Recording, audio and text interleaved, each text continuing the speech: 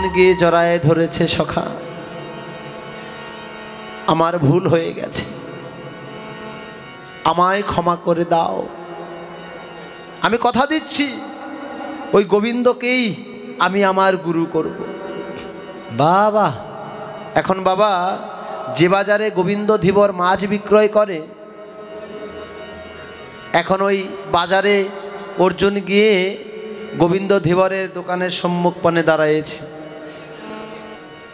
সারাদিন মাছ ওই হাত দিয়ে নাড়াচাড়া করে, হাতের অবস্থা খারাপ। এবার চরণের দিকে ওই খালি চরণখানা কাদা মাটি দিয়ে একেবারে মাখামাখি হয়ে আছে। এখন অর্জুন চিন্তা করলেন, কৃষ্ণ যখন বলেছে গুরু করতে, গুরু বরণটা না হয় করেই নেই। বেশ, যখন ওই গুরু বলে মানতে যাবে, চরণে প্রণাম করতে হবে গুরুদেবের। যখন প্রণাম করতে গেল, আমার গোবিন্দ ধীবরের চরণে যেন ওই ভগবানের চরণ চিহ্ন লেগে আছে। হরি বল, হরি বল। অর্জুন ডেকে ডেকে বলে, আমার অন্তরে বিশ্বাস ভক্তি ছিল না, বিশ্বাস ভক্তি ছিল না বলে তখন চিনতে পারি না। গোবিন্দকে ডেকে ডেকে বলে, যে অপরাধ, যে ভুল আমি করেছি, আমার সকল অপরাধ সকল ভুল ক্ষমা করে দিয়ে, ক্ষমা করে দিয়ে তোমার ওই শরণে আমায় আশ্রয় দাও হে। তোমার ওই চরণে আমায় আশ্রয় দাও, আশ্রয় দাও হে। তোমার চরণে আমার আশ্রয় দাও হে। তোমার চরণে আমার আশ্রয় দাও হে। তোমার ওই চরণ ছাড়া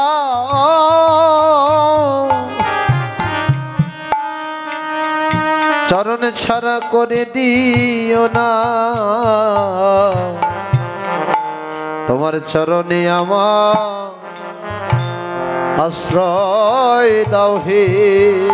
তোমার ওই চরণ ছাড়া বলি হরি ভাই আমায় করে দিও না, তোমার চরণ ছাড়া চরণে আমায় আশ্রয় দাও হে।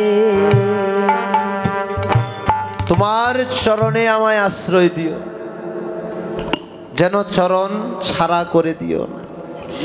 তাই বলল বাবা, যেজন দুটি নয়ন জলে আমার ভগবানকে ডাকতে পারে, তারে কেবল গোবিন্দ কৃপা হয়। তাই কাঞ্চনা বলছে, আর কি দেখলি? বিষ্ণুপ্রিয়া বলছে, নাগরী রে ও নাগরী, আমি গিয়েছিলাম সুরধনী গঙ্গায়, আমি এই মাত্র যে দেখে এলাম, আমি যে দেখে এলাম ওই না সুরধনীতে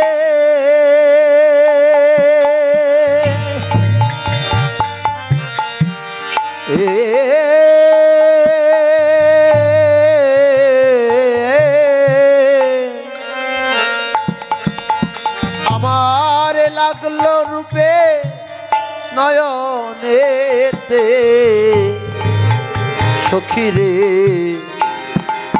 নয়ন তয়া ফিরে এলো না। ওই আমি দেখে এলাম ওই সুরধনী, ওই সুরধনীতে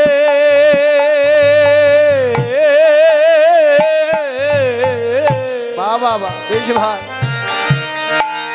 লাগলো নয়ন রূপে কিরণ, সে নয়ন আর ফিরে এলো না। সখী রে আমি যে দেখে এলাম, ওই না সুরধ্বনিতে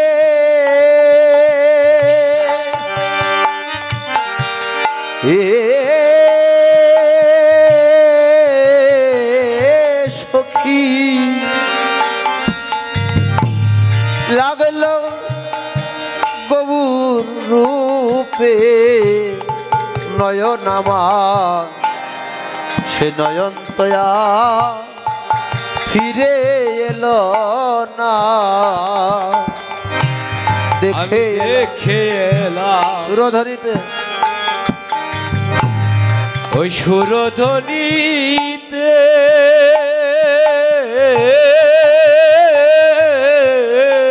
লাগলো নয়ন, লাগলো নয়ন গৌর রূপে নয়ন তয়া নয়ন তয়ার ফিরে এলো না। ওই আমি ওই রূপের কাঙালিনী হয়ে গেলাম নয়ন তয়া এলো না সখী। ওই রূপের কাঙ্গালিনী হয়ে গেলাম নয়ন তয়া এলো না। আমি ওই রূপের কাঙালিনী হয়ে গেলাম নয়ন তয়া এলো না সখী। ওই রূপের কাঙ্গালিনী হয়ে গেলাম নয়ন তয়া এলো না। ও সখী ওই রূপ আমায় পাগল করেছে। ওই রূপ আমায় পাগল করেছে। সখী রে ওই রূপ আমায় পাগল করেছে। ওই মাত্র দেখে সুরধ্বনি গঙ্গায় দেখলাম, আরো কি দেখলাম জানিস? কি জানি কি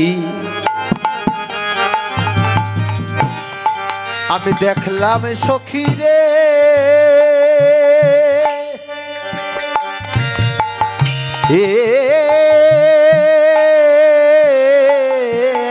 সখী ওই গৌর রূপে ঝিকি মিকি আমি দেখলাম চোখে। সখী রে কি জানি কি দেখলাম সখী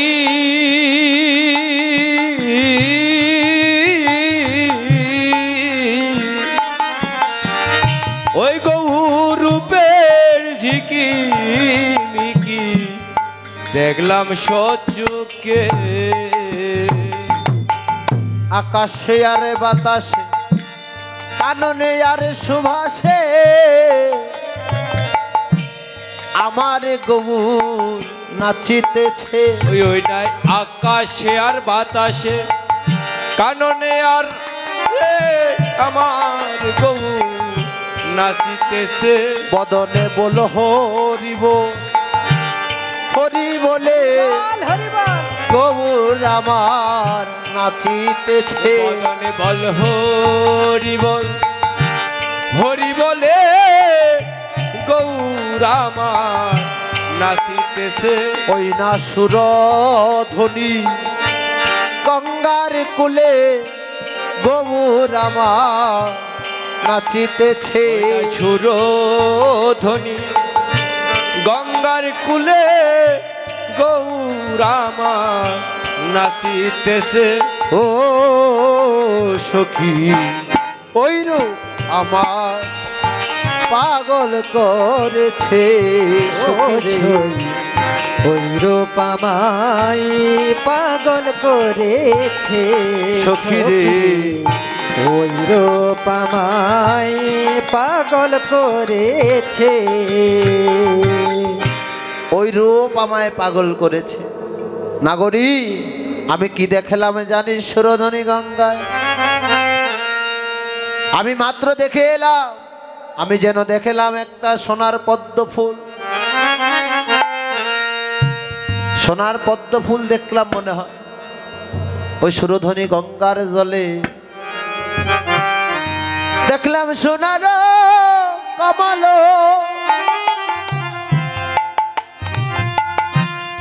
সুরধনীর জলে দেখলাম সোনার কমল, ওই সুরধনী কুলে দেখলাম আমি সোনার কমল, সুরধনীর জলে দেখলাম ওই সোনার কমল, সুরধনী জলে তরঙ্গে ভাসিয়া গেল রে, তরঙ্গে ভাসিয়া গেল। দেখলাম সুরধনী কুলে সোনার কমল, তরঙ্গে ভাসিয়া গেল রে, তরঙ্গে ভাসিয়া গেল। ওরে নাগরী রে, আমি এই এখনই দেখে এলাম সখী রে। আমি এখনই নাগরী দেখে এলাম, দেখে এলাম ওই না সুরধনী গঙ্গার জলে।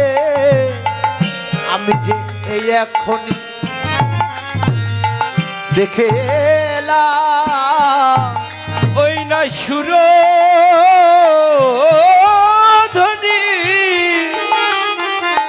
গঙ্গার কূলে। আমি এই এখনই দেখে এলাম সোনার কমল। সোনার কমল মানে কমল অর্থ পদ্ম ফুল। আমি একটা সোনার পদ্ম দেখলাম রে সুরধনী গঙ্গার জল। তাই আমার অন্তরে লোভ হয়েছে, তাই আমার এই অন্তরে বাসনা হয়েছে যদি আমি ওই সোনার কমলটাকে নিয়ে ঘরে ফিরতে পারতাম। তাই কি করলাম, ওই সোনার কমলটাকে ধরবার জন্য হাত বাড়িয়েছি, কিন্তু তাকে ধরতে পারছি না। কেন না, আমার কাছ থেকে সোনার কমলটা অনেকটা দূরে। কিন্তু আমি তো সাঁতার জানি না, সাঁতার জানতে পারলে তো আমি সোনার কমলটা ধরতে পারবো, তাই না বাবা? যদি আমি সাঁতার জানতাম তাহলে হয়তো আমি ওই সোনার কমলটা নিয়ে ওই ঘরে ফিরতে পারতাম। মনে মনে চিন্তা করলাম, সাঁতার না জানলে কি হবে, আমার তো একটা আশ্রয় আছে, যাকে আশ্রয় করে আমি ওই সোনার কমলটা নিয়ে ঘরে ফিরতে পারি। বলে কি, আমার সঙ্গে যেই কলসিটা আছে এই কলসিটাকে আমি উপর করে দেব। তাহলে কি হবে, কলসিটা উপর করে দিলে আমি কলসিতে ভর দিয়ে আমি ভাসতে ভাসতে ওই পদ্ম ফুলের কাছে যেতে পারি। বাবা হরিবল। কিন্তু কি হলো জানিস, আমার ওই কলসির ঢেউ লেগে ওই পদ্ম আরো দূরে চলে যায়। আমি তাকে ধরবার জন্য যাচ্ছি আর ঢেউয়ের তালে তালে পদ্ম আরো দূরে চলে গেল। বাবা, এখন মনে মনে চিন্তা করলাম,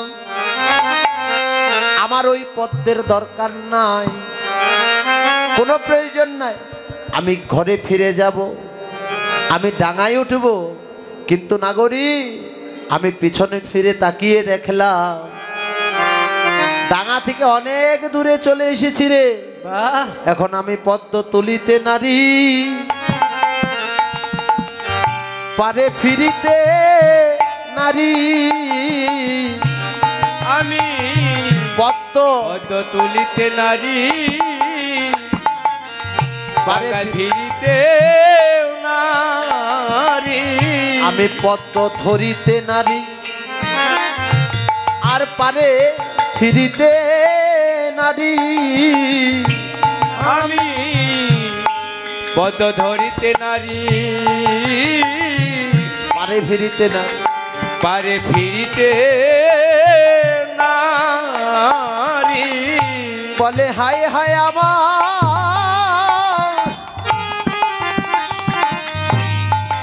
একই দশা হলো,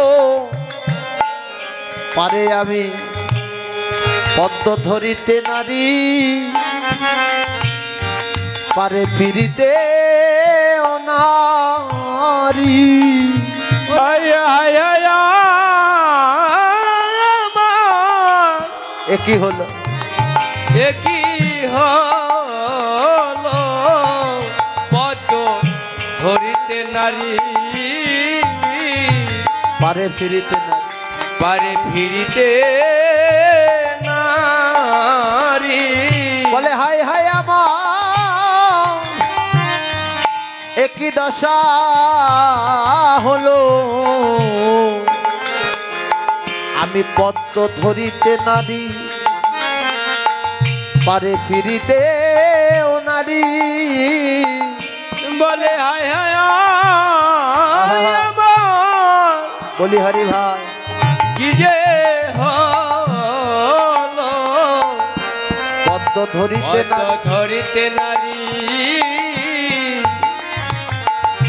পারে ফিরিতে নারী। পদ্মটা আমি ধরতে পারলাম না। বৈষ্ণব কবি বললেন, রাধে গো তুমি পদ্মটা ধরতে পারতে। তুমি পদ্মটা কেন ধরতে পারলে না জানো? কারণ তুমি তোমার কুল কলসিকে আশ্রয় করেছিলে। কেননা একটা হাত কলসির মধ্যে ছিল, আরেক হাতে তুমি ওই পদ্মটা ধরতে চাইলে। যে জনা জগতে কুল কলসি আশ্রয় করে সে কোনোদিন গোবিন্দের কাছে যেতে পারে না। কুলে কি গোবিন্দ পাওয়া যায় বাবা? কুলের বড়াই করে কেউ কোনোদিন ভগবান পায় না। যদি কুলে ভগবান পাওয়া যেত তাহলে কি এমন কুল ছিল লঙ্কার বিভীষণের, যে কিনা রাক্ষস কুলে জন্ম নিয়েও আমার প্রভু রামচন্দ্রের সঙ্গ পেয়েছে। কি কুল ছিল? বনের ওই হনুমানের, যেজন বানর কুলে জন্ম নিয়েও আমার ভগবানকে পেয়েছে। কুলে কোনোদিন গোবিন্দ পাওয়া যায় না। যদি তুমি গোবিন্দের চরণ পেতে চাও তবে যাতে মানে কলশীল সবে কিছু ভুলে গিয়ে সবে কিছু তার চরণে অর্পণ করে দাও। বিষ্ণুকে প্রিয়াকে বলেছে যে তুমি ওই পদ্মটা ধরেই ফেলতে পারতে, ওই যে একটা হাত রেখে দিয়েছো এটাই তোমার কাল হয়ে দাঁড়িয়েছে। দেখেছেন না বাবা, দ্রৌপদীর যখন বস্ত্রহরণ হয়, দেখবেন দ্রৌপদীর বস্ত্রহরণ কালে প্রথম নিজের আত্মসম্মানটাকে বাঁচাবার জন্যে দ্রৌপদী অনেক চেষ্টা করেছিল। একটা হাত দিয়ে বারবার চেপে ধরছিল, ভগবান তখন আসেনি। যখন দ্রৌপদী মনে মনে চিন্তা করলো এখন রক্ষা একজনই করতে পারে, সে হচ্ছে ভগবান। যখন দুটি বাহু উত্তোলন করে দিয়েছে, প্রভু ভক্তের মান কেবল তুমিই রক্ষা করতে পারো। আত্মসমর্পণ করে দিয়েছে প্রভুর চরণে। প্রভু গো, ভক্তের মান যেন না যায়, তুমি ভক্তের মান রেখো ভগবান। যখনই সব কিছু ওই চরণে আত্মসমর্পণ করে দিল, সঙ্গে সঙ্গে ভগবান বলছে, যার কেহ নাই জগতে আমি আছি। জগতের মাঝে নিরাশ্রয়ের আশ্রয় দাতা আমি। জগতে যে জনার আশ্রয় নেই, আমি তাকে আশ্রয় দেই। বাবা, তাই তো সেদিন দুঃশাসন দুর্যোধনরা মিলে দ্রৌপদীর বস্ত্র হরণ করতে পারল না। পৃথিবীর সব কাপড় শেষ হয়ে যাবে, তারপরেও ভক্তের মান আমি নষ্ট হতে দেব না। হরি বল। তাহলে ভগবানকে ডাকতে গেলে এই কাল কলসী স্বরূপ আত্ম অহংকারটাকে সমর্পণ করে দিতে হবে, ভুলে যেতে হবে গো, তবে তো ভগবান হবে। ওরে কাঞ্চনা রে, আমি এই মাত্র দেখে এলাম ওই সুরধনী গঙ্গার জলে, তেই বলি গোরারো অমিয় পাথা, এই বলি গুরারো অমিয় পাথার, এই বলি গোরারো অমিয় পাথার, এই বলি গুরারো অমিয় পাথার। ডুবিল তরণীর মন না জানি সাঁতার, আরে ডুবিল তরুণীর মন না জানি সাঁতার, ডুবিল তরণীর মন না জানি সাঁতার, আরে ডুবিল তরুণীর মন না জানি সাঁতার। সাঁতার তো জানে না, সাঁতার তো জানি না, সাঁতার তো জানে না, সাঁতার তো জানি না। ডুবে গেল ডুবে গেল, সাঁতার তো জানে না, ডুবে গেল সাঁতার তো জানি না, যে ডুবে গেল সাঁতার তো জানে না, ডুবে গেল আমার গৌরেরও প্রেম সাগরে, ডুবে গেল গৌর এলো প্রেম সাগরে, ডুবে গেল গৌর এলো প্রেম সাগরে, ডুবে গেল সাঁতার তো জানি না, সাঁতার তো জানি না, সাঁতার তো জানি না। সাঁতার না জানা মানুষ যদি কেউ জলে ঝাঁপ দেয়, তবে তার কেমন দশা হবে? কেমন দশা হবে? হরিবল হয়ে যাবে না? বলে শোনো, আমার গৌরের প্রেম সাগরে ডুববার মতো আগে সাঁতার শিখতে হবে। হরিনাম শুধু করলে হবে না গো, হরিনামটা আগে শিখতে হবে। কখন কোথা থেকে শিখবো? বললেন শেখার জন্য একজন আছে, তার জন্য তোমার একজন সদ্গুরুর প্রয়োজন। সকালে সকাল ওই গুরুর চরণে চলে যাও। তোমার মনের যত অন্ধকার আছে সকল অন্ধকার দূরীভূত করে দিয়ে তোমার হৃদয়ে জ্ঞানের আলো জ্বালিয়ে দেবে, তবেই ভজন সাধন তুমি করতে পারো। এজন্যে বলেছে বাবা, গুরুর ছেড়ে কৃষ্ণ ভজে সেই পাপী নরকে মতে। হরিবল হরিবল। তার জন্য সঠিক গুরুর প্রয়োজন হয়। গুরু শুধু হলে হবে না বাবা। এখন গুরু ধরলাম, ওই গুরুদেব বছরে একদিন শিষ্যের কোনো খবর নিল না, ওটা গুরুদেব নয়। হ্যাঁ, শিষ্যের যেই দায়িত্ব জ্ঞান, গুরুর গুরুত্ব থাকবে বেশি, তাই না বাবা? আস্তে আজ দেখুন, আস্তে আস্তে। এখন আমি শিষ্য হলাম, আজ দেখুন বাবা, আমি যদি শিষ্য হই, আমার কর্তব্য কি? আমি গুরুর চরণে ভক্তি রাখব, গুরুর চরণের সেবা করব, গুরুদেবের খোঁজ খবর রাখবো, গুরুদেব যা আদেশ করবে তা আমি পালন করব। এটা আমার কর্তব্য। আর গুরুদেবের দায়িত্বটা কি না, গুরুদেব যে শিষ্য করে গেছে সে তো অজ্ঞান, সে তো মূর্খ, সে কোনো কিছু জানে না, বিধায় তো গুরুচরণ আশ্রয় করল। বাবা, তাই না? এখন ওই গুরুদেব ওই শিষ্যটা ভালো পথে চলছে নাকি ব্যাপথে চলছে, এটা গুরুদেবের খোঁজ খবরটা নিতে হবে, বোঝাতে হবে। বাবা, এটা করতে নেই, ওটা করতে নেই, এই করো, এভাবে গোবিন্দের সেবা পূজা করো। কিন্তু গুরুদেব হলাম আর বছরে একদিন শিষ্যের খবর নিলাম না, ওই শিষ্য কি ওই ত্রিসন্ধ্যাকালে গায়ত্রী মন্ত্র জপ করবে কোনো দিন? ওই একদিন কাগজে লিখে দিয়ে যাবে, ওই সালে গুজে রাখবে, আর জীবনে কোনো দিন সাল থেকে না। হ্যাঁ, গুরুদেবের গুরুত্ব যদি কমে যায়, ও শিষ্য কোনোদিন কৃষ্ণ পথে হাঁটতে পারে না গো। হরি বল। গুরুদেবের যদি গুরুত্ব থাকে তবে সেই শিষ্য একমাত্র কৃষ্ণ ভজন পথে যেতে পারে। হরি বল, হরি বল।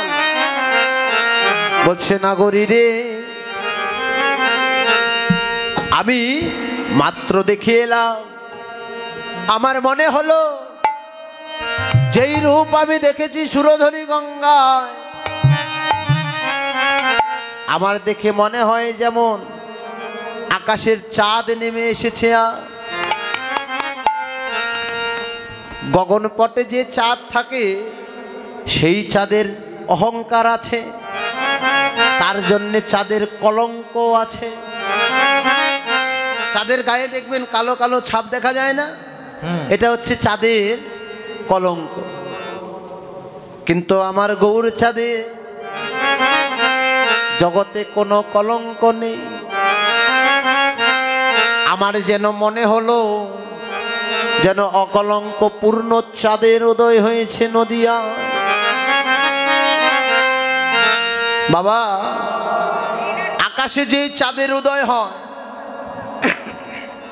গগনে যে চাঁদের উদয় হয়, সে চাঁদ শুধুমাত্র বহির্জগৎটা আলোকিত করতে পারে। আপনি ঘরের দরজা লাগায় দেন, চাঁদের আলো ঘরে ঢুকবে? কোনোদিন ঢুকবে না। কিন্তু গৌর চাঁদের উদয় যদি কেউ হৃদাকাশে ঘটাতে পারে, যদি একেবারে গুরু কৃপা নিয়ে যে জনা আমার গৌর চাঁদের উদয় ঘটাতে পারে, উদয় ঘটাতে পারে, তবে তার কি হয় জানো? ওরে তার জগতে ভিতরবাহী আলো করে রে। ও তার যে ভিতরবাহী, ও তার যে ভিতর বাহি আলো করে, আলো করে।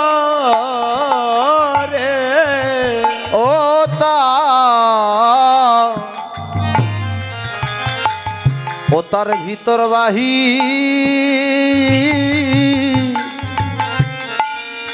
আলো করে। ও তার ভিতরবাহী, ও তার ভিতর বাহি